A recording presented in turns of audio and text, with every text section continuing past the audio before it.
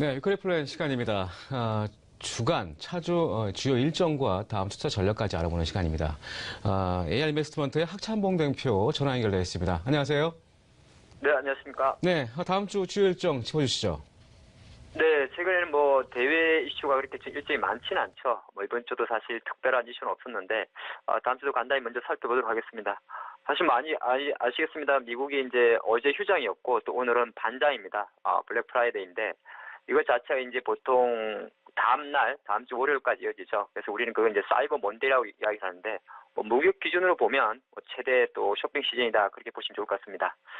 그리고 나면 이제 화요일 날 미국이 컨퍼런스 보드 소비자 신뢰 지수가 발표되는데 보통 이제 미국이 발표되는 신뢰 지수가 두 개가 있습니다. 하나가 이제 컨퍼런스 보드고 하나가 이제 미시간대 신뢰 지수인데 컨퍼런스 보드 신뢰 지수 같은 경우는 보통 고용 동향과 조금 관계가 있어요. 관계가 있는데 최근에 사실 미국이 발표되는 경제 지표들이 약간은 조금 푸신하게 나옵니다. 푸신하게 나오는데 사실 크게 증시에는 영향이 없죠.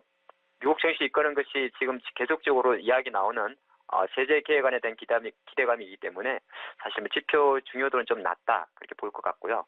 그럼 가장 중요한 것이 바로 수요일입니다. 미국이 이제 다음 달 12월 12일 날, 13일 날 올해 마지막 금리 발표를 하게 되죠.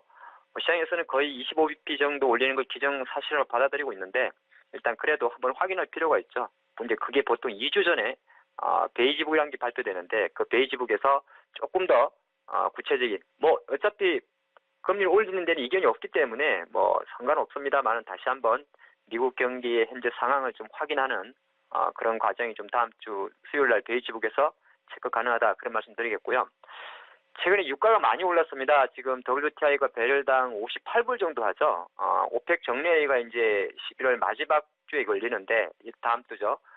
시장에서는 당연히 지금 추가 감산을 기대를 하고 있습니다. 감산도 하고 또 기간도 연장하고 감산 쿼터도 늘리는 안이 좀 반영되고 있는데 제가 9월 달인가요? 잠깐 보니까 항상 약간 선반영이라는 게 있습니다. 그래서 제가 생각하는 그림에서는 만약 오펙 정례에서 추가적인 감산하더라도 국제 유가가 뭐 일시적인 오버슈팅이 나고 나면 다시 조금 밀릴 수도 있지 않나 그렇게 생각을 하고 있습니다. 뭐 감산한다고 또 거기서 무한 상승하느냐 약간은 또 내돌림이 나올 수 있다 그런 말씀 드리겠고요.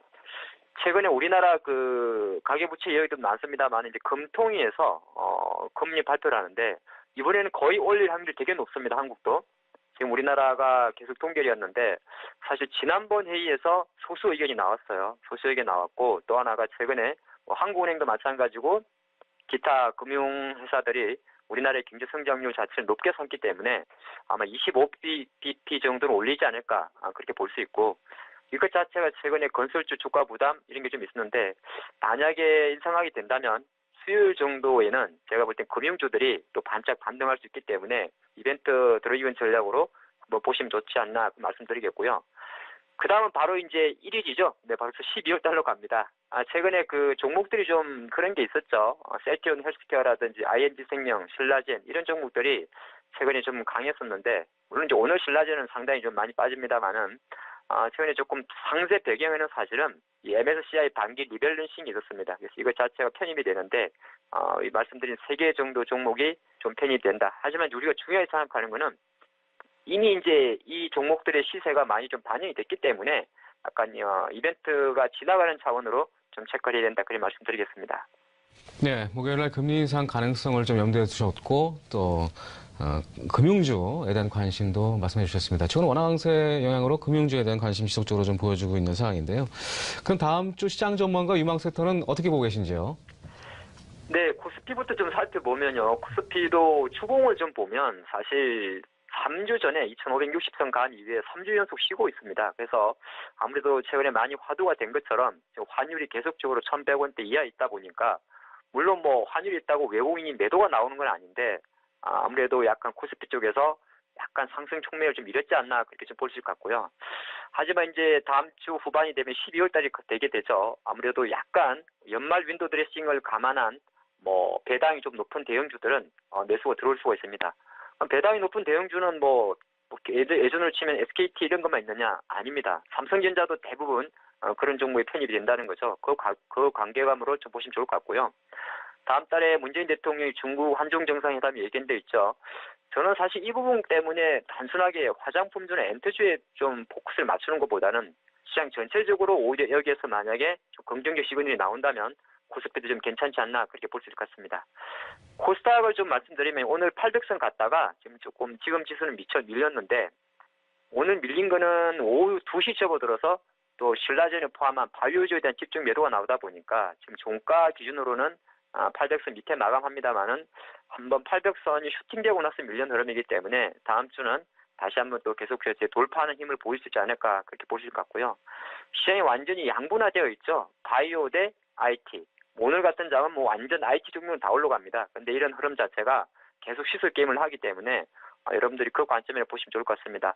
섹터를 조금 생각을 해봤는데요. 저는 IT 쪽에서는 여전히 2차 전지라든지 FPCB라든지 올레드 쪽은 지난주에도 말씀드리는데 상당히 좀 강하게 보고 있고요.